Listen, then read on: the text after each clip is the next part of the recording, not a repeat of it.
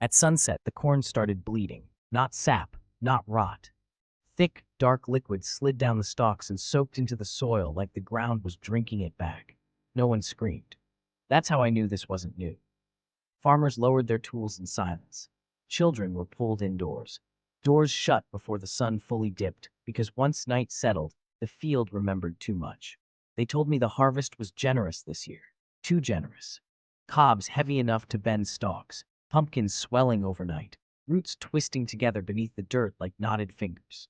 Good soil, they said. No one would tell me what was buried there. At dusk, the bleeding intensified. Rows of crops darkened as if shadowed from within. The smell came next, iron and warmth like rain falling on a slaughterhouse floor. I stepped closer. The ground pulsed.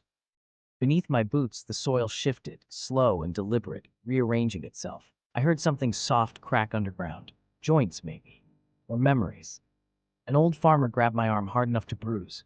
"Don't stand where it feeds," he whispered. "Feeds on what?" He pointed to the scarecrows. I thought they were decorations at first, poorly made, misshapen, some too tall, some bent wrong.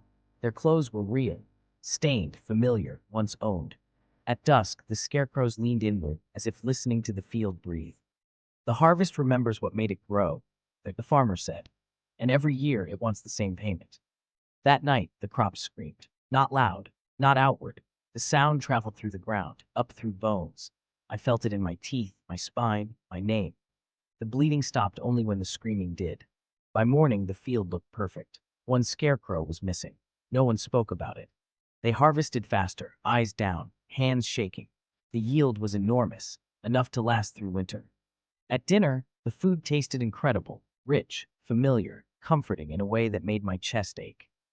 Halfway through the meal, I bit down on something hard. A tooth, clean, whole, still warm.